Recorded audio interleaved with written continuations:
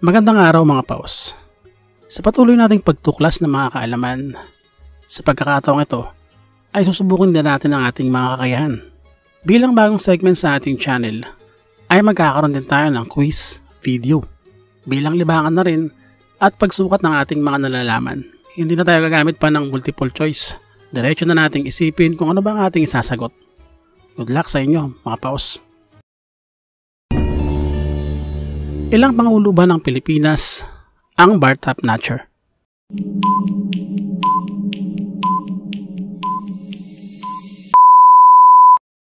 Ang sagot ay 3. Si Manuel Rojas, Diosdado Macapagal at Ferdinand Marcos Sr. Ano ang unang lumabas na comics sa Pilipinas?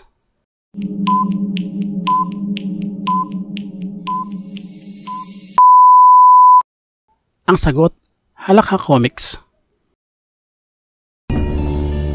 Ano ang size ng paa ni Imelda Marcos?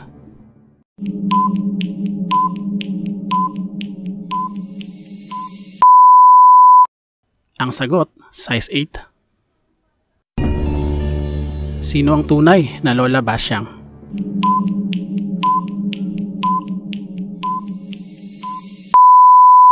Ang sagot, si Gervasia Guzman de Zamora.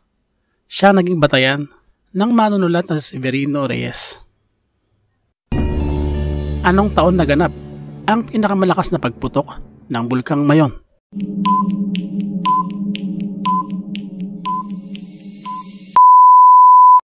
Ang sagot, 1814. Kaninong tao hinango ang pangalang Plaza Miranda?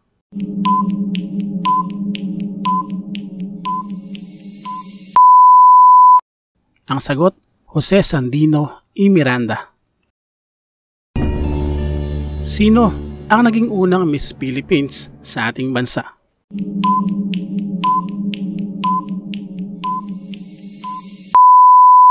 Ang sagot, Evangeline De Castro.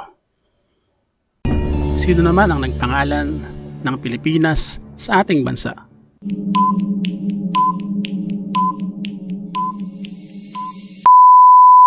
Ang sagot, si Roy Lopez de Legazpi. Saang lugar naman sa Pilipinas unang nagkaroon ng kuryente?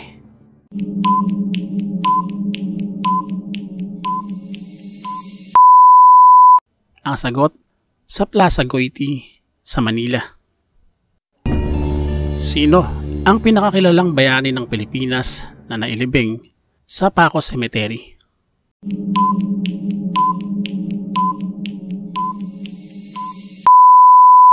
Ang sagot, si Jose Rizal. Sino mga tao naman ang naninirahan sa baybayin ng Tawi-Tawi at Sulu na tinawag ding mga Sama de Laot?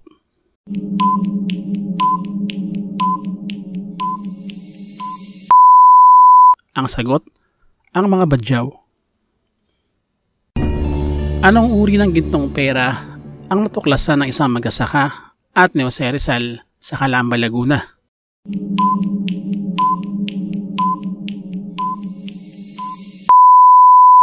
Ang sagot, Piloncito.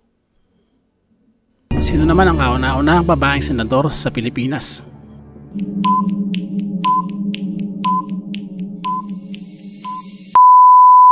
Ang sagot ay si Jeronima Pecson noong 1947.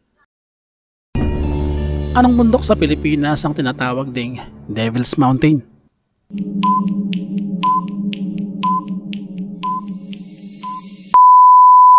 Ang sagot, Mount Cristobal. Anong taon naman nagpasimula ang Philippine Basketball Association?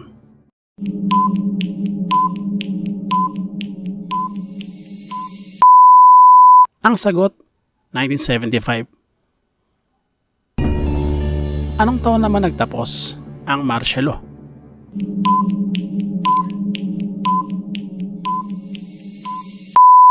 Ang sagot, 1981. Sino ang sikat na painter at national artist na kamag-anak nitong sina Eula Valdez at Paulo Ballesteros?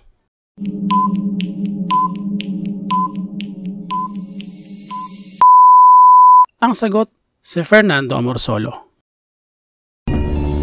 Ano naman ang pamosong imbensyon ng Filipino doktor na si Fede Mundo?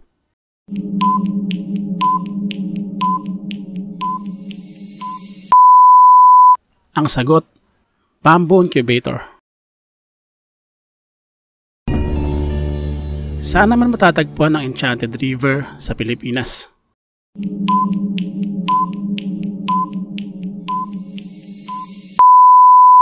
Ang sagot, sa Inatuan, Surigao del Sur.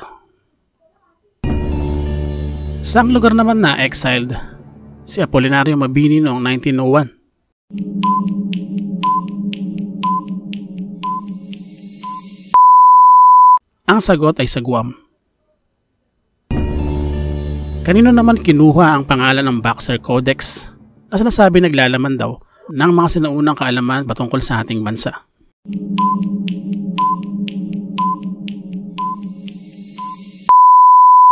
Ang sagot ay kay Charles Ralph Boxer. Saan naman matatagpuan ang tinatawag na Mulawin Falls?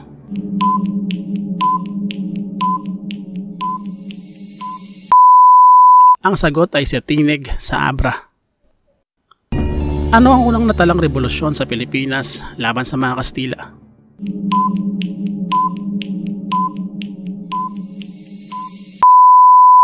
Ang sagot, Dagami Revolt noong 1565. Sino ang unang Pinay na nakaakyat sa Mount Everest?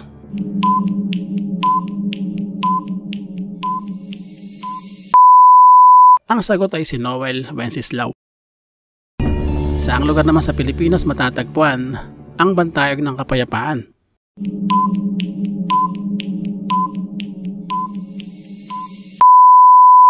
Ang sagot ay sa Basud, Camarines Norte.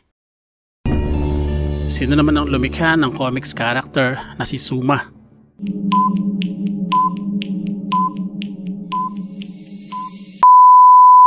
Ang sagot ay si Jim Fernandez. Saang bundok bumagsak ang eroplanong sinasakyan ni Pangulong Magsaysay dahilan para bawian siya ng buhay?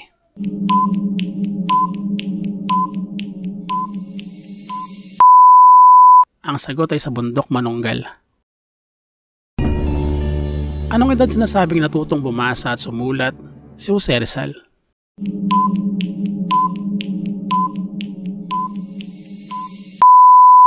Ang sagot, 5 taon.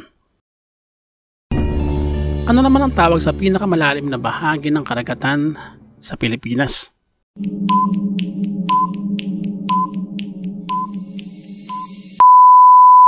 Ang sagot ay ang Emden or Galatea Deep na bahagi ng Philippine Trench.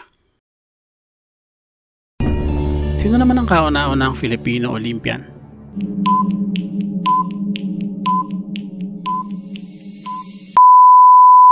Ang sagot ay si David Nepomuceno.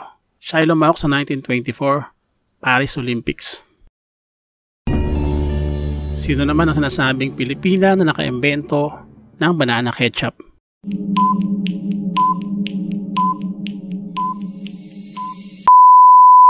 Ang sagot ay si Maria Ilagan Orosa.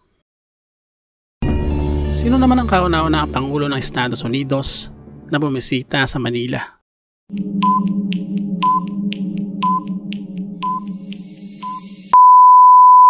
Ang sagot ay si Dwight Eisenhower. Ito yung noong 1960. Saang syudad naman ng Pilipinas ipinagdiriwang ang Aswang Festival?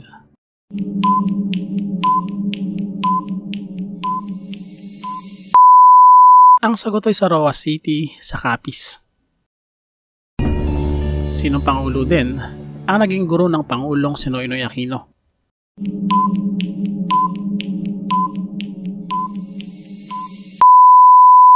Ang sagot ay si Gloria Arroyo. Ano naman ang pinakamatandang ospital sa Pilipinas?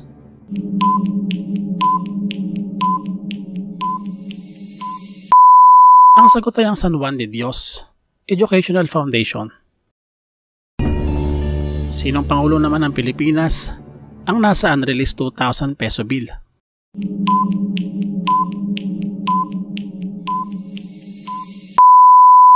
Ang sagot ay si Joseph Estrada.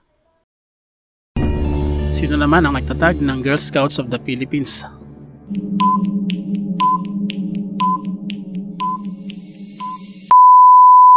Ang sagot, si Josefa Llanes Escoda.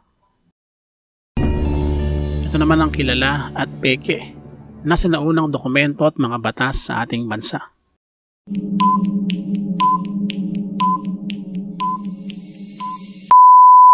Ang sagot, Code of Kalanchaw.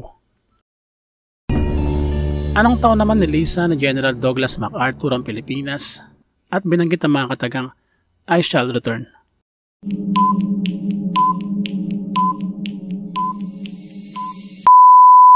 Ang sagot ay 1942.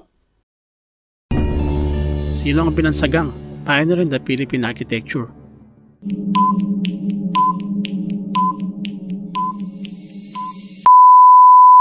Ang sagot ay si Juan Nakpil. Anong taon naman ginanap ang konsyerto ng bandang Beatles sa Pilipinas?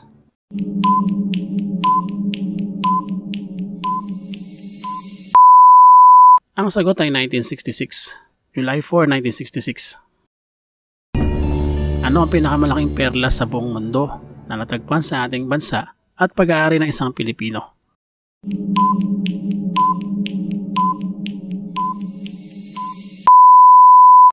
Ang Giga Pearl. Sino naman ang pinakamatandang basketball player na naglaro sa PBA?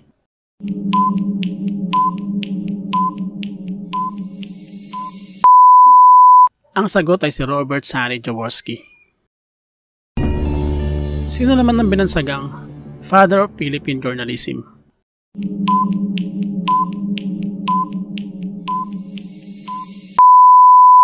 Ang sagot, si Marcelo H. Del Pilar. Sinong US Governor General naman ang nag-decide na ang Sampaguita ay ang ating magiging pambansang bulaklak?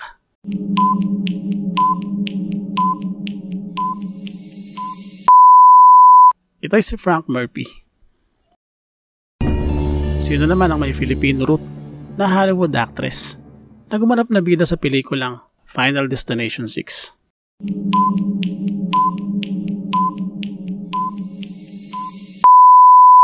Ang sagot ay si Caitlin Santa Juana.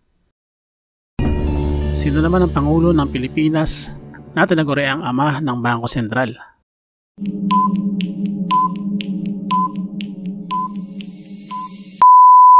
Ang sagot ay si Elpidio Quirino.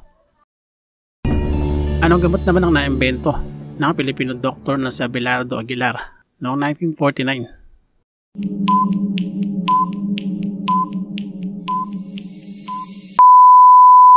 Ang sagot ay erythromycin. Saan naman ginanap ang junior lightweight title fight ni Flash Elorde at ni Harold Gomez noong March 16, 1960?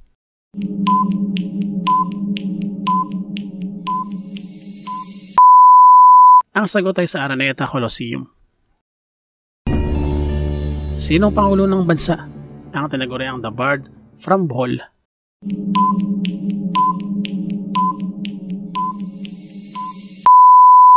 Ang sagot ay si Carlos P. Garcia. Kumusta mga paus? Ilan ang naging score mo out of 50 sa quiz video natin sa araw na ito? Muli maraming salamat sa inyo mga paus sa inyong pagsama. At kung hindi ka pa nakapag-subscribe, ay mag-subscribe ka na.